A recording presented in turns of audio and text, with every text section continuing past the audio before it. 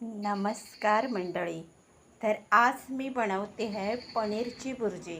आपण तर अंडा भुर्जी नेहमीच खातो, पण जी व्हेज लोक असतात जी नॉनव्हेज खातच नाही, मग ती काय करतात पनीरची भुर्जी. मग त्यांच्यासाठी पनीरची भुर्जी मी करते. तर हा पनीर जो आहे ना, तो मी स्वतः बनवलेला आहे. हा बघा.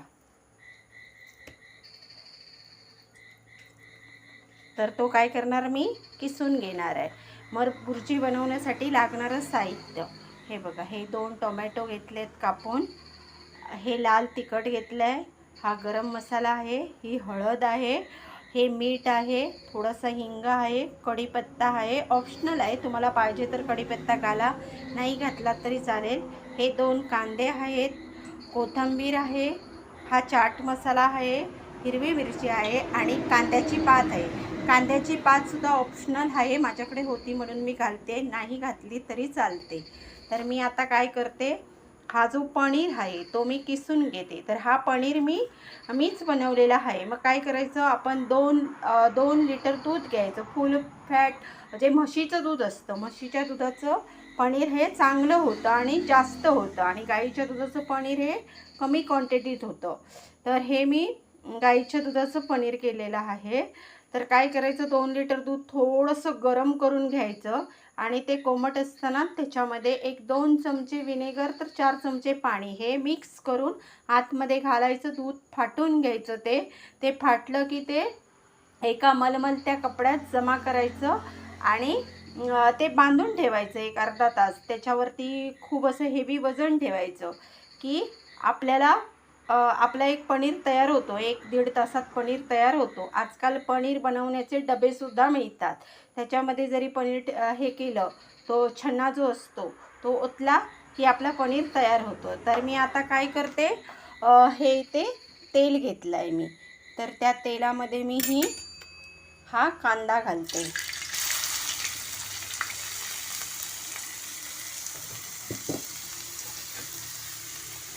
तर हा कांदा आहे ना, तो परतून घेते.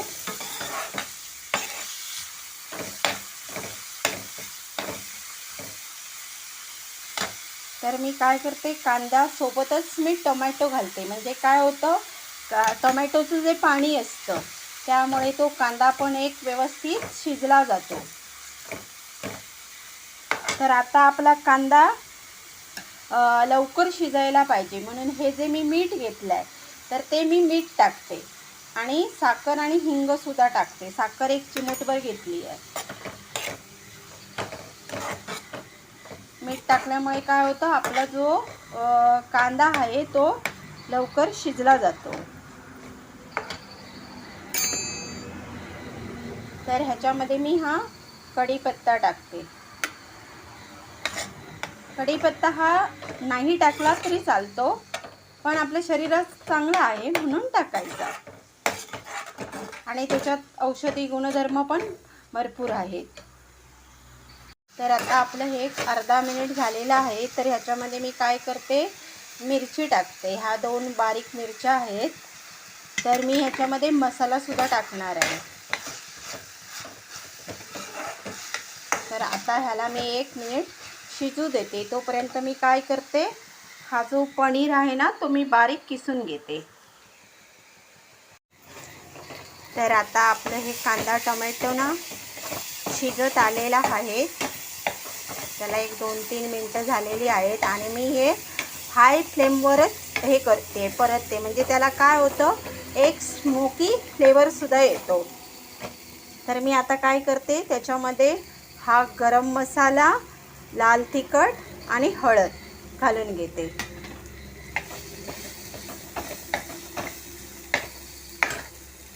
त्याच्यामध्ये ही कांदा पात घालते. प्रोफेशनली पनीर भुर्जीमध्ये कांदा पात घालत नाही, तर ही माझ्याकडे आहे म्हणून मी ही घालते.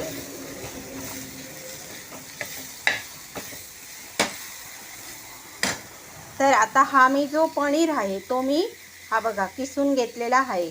आणि हा पनीर मी स्वतः बनवलेला असल्यामुळे एकदम कसा मलईदार आहे, म्हणजे असा भेसळ युक्त वगैरे मार्केटमधला नाही आहे. तर तर आता मी काय करते, गॅसची फ्लेम कमी करते आणि हे व्यवस्थित मिक्स करून घेते.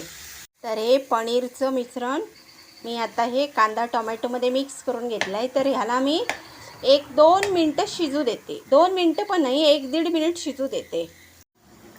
तर आता आपलं एक 1-1.5 मिनिट झालेलं आहे आणि आपली ही भुर्जी तयार झालेली आहे. तर ह्या पनीरमधलं जे तेल आहे, म्हणजे पनीरमध्ये जे जास्त फॅट्स आहे ते बघा, हे बाहेर पडतात. तर आता आपली भुर्जी झालेली आहे. तर मी ह्याच्यात काय करते, हा किचन किंग मसाला टाकते, व्यवस्थित परतून घेते आणि ही कोथिंबीर टाकते आणि एक 10-15 मिनिट व्यवस्थित परतून घेते. तर ही बघा, आपली ही पनीर भुर्जी तयार झाली आहे. तर अशा प्रकारे आपली ही पनीर भुर्जी, होममेड पनीर भुर्जी तयार झालेली आहे.